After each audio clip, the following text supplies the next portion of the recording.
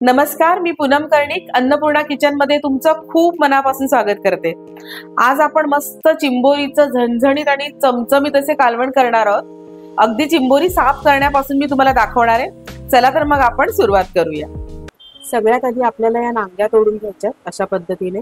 ज्या मोठ्या दोन नांग्या असतात त्या मी कोळणीकडून तोडून आणल्या, पण या छोट्या छोट्या नांग्या आपण घरीच तोडायच्या, कारण त्या कोळणीकडून तोडून घेतल्या तर त्यातलं सगळं ते पाणी तिथेच निघून जातं। त्यामुळे आपण त्या अशा पद्धतीने घरी तोडून घ्यायच्या। हे बघा,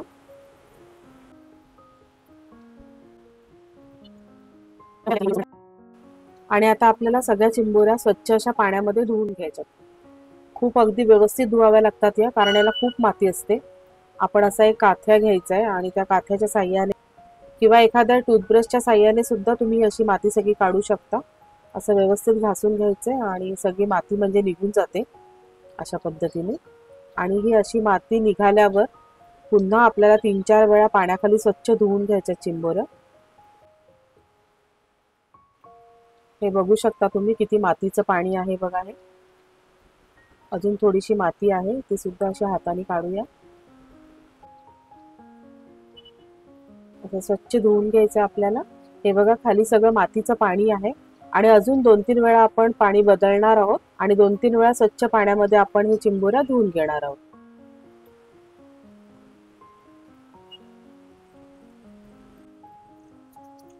या नांग्या पण आपण धुवून घेतोय आता।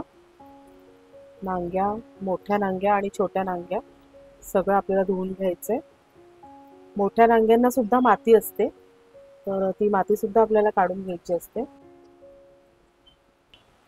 ही बघा, या मोठ्या नांगीला सुद्धा माती असते, तर ती सुद्धा आपल्याला अशी घासून पूर्णपणे काढून टाकायची असते। अशा प्रकारे खूप स्वच्छ कराव्या लागतात त्या चिंबोऱ्या, आणि या अगदी स्वच्छ केलेल्या आहेत। आणि या छोट्या नांग्याचे हे वरचं टोक आपल्याला काढून टाकायचंय, ते आपल्याला घ्यायचं नाहीये। अशा पद्धतीने ते वरचं टोक काढून टाकायचंय आणि या नांग्या आपल्याला मिक्सर मधून वाटून घ्यायच्या। हे बघा, हे टोक काढून घेतलं आणि या नांग्या आपल्याला मिक्सर मध्ये वाटून घ्यायच्या।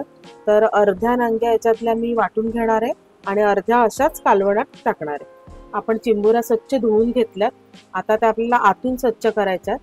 तर कुठला भाग घ्यायचा आणि कुठला नाही ते मी तुम्हाला सांगते। हे बघा, अशा पद्धतीने एका सुरीच्या साह्याने आपल्याला ती ओपन करायची चिंबोरी, आणि अशी भरलेली असते, ही अंडी असतात त्याच्यामध्ये। तर हा सगळा भाग आपल्याला घ्यायचा आहे आणि मध्ये थोडीशी माती असेल तर ती आपल्याला पूर्ण स्वच्छ करून घ्यायची, धुवून घ्यायचे एकदा, आणि बाकीचा तो सगळा भाग घ्यायचा आहे। हा जो भाग आहे हा आपल्याला काढून टाकायचा आहे। ही घाण असते सगळी, मातीची पिशवी असते, तर ही पूर्णपणे काढून टाकायची आणि बाकीची सगळी चिंबोरी आपल्याला अजून एकदा पाण्याखाली आपण धुवून घेणार आहोत आणि त्यानंतर आपण ते कालवणामध्ये वापरणार आहोत। हे बघा, अशा पद्धतीने हा भाग सुद्धा काढून टाकायचा आपल्याला आणि हे पुन्हा एकदा पाण्याखाली थोडंसं धुवून घेणार आहोत आपण। आता आपण ज्या छोट्या नांग्या घेतलेल्या आहेत त्या आपल्याला मिक्सर मध्ये वाटून घ्यायच्यात। तर या अर्ध्या घेते मी, अर्ध्या अशा मिक्सर मधून वाटून घेते आणि अर्ध्या कालवणात टाकणार आहे। आपल्याला कांदा खोबऱ्याचं वाटण करायचंय, त्यासाठी इथे 3 मोठ्या आकाराचे कांदे पातळ उभे चिरून घेतलेत। 7-8 चमचे हे सुकं खोबरं आहे आणि हे तेलावर छान लालसर भाजून घ्यायचे। शिवाय थोडासा गरम मसाला सुद्धा घेतलेला आहे, 1 मसाला वेलची आहे, 4 लवंग आहे, 2 दालचिनी घेतल्यात आणि 4 काळी मिरी, याचं आपल्याला वाटण करायचं। शिवाय आलं लसूण सुद्धा आपण वाटून घेतलंय। एक आपण कांदा घेतलाय, तो चिरून घ्यायचा, आणि 2 टोमॅटो सुद्धा आपल्याला चिरून घ्यायचे किंवा ते असे बारीक असे किसून घ्यायचे। आपण एका पॅन मध्ये 3-4 चमचे तेल तापवलं आणि त्यावर आपण खडा मसाला घेतला होता तो टाकतोय। कांदा पण टाकून घेतला आपण, 3 मोठे कांदे आपण पातळ उभे चिरून घेतले होते आणि कांदा आपल्याला व्यवस्थित लालसर करून घ्यायचा।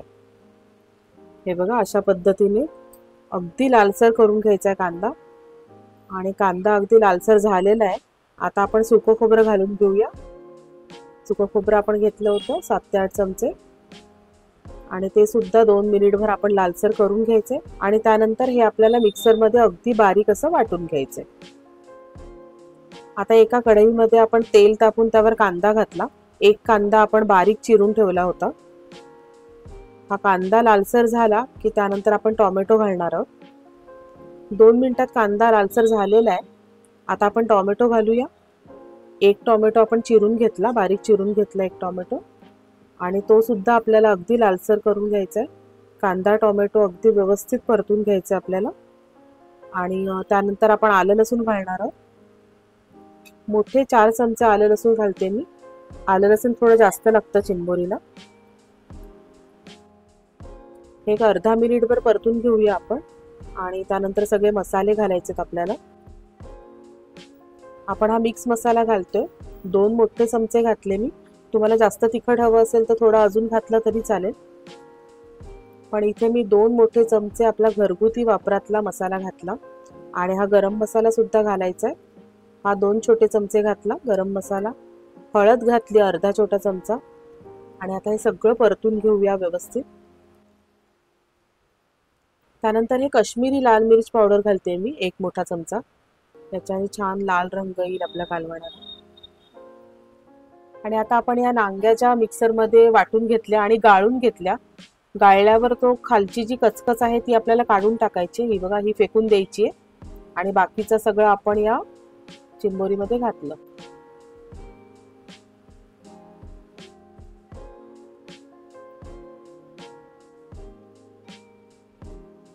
आता हे सगळं आपण व्यवस्थित एकजीव करूया. आपण जे वाटण करून ठेवले कांदा खोबऱ्याचं ते आपण नंतर घालणार आहोत. आधी 10 मिनिटं थोडंसं आपण शिजू देणार आहोत चिंबोरी. पाणी सुद्धा घालणार आहोत शिजण्यासाठी.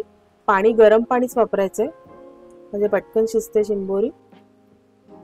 या नांग्या राहिल्या होत्या घालायच्या. आता आपण पाणी घालूया. गरम पाणी केलंय. गरम पाणी घालूया आपण थोडंसं.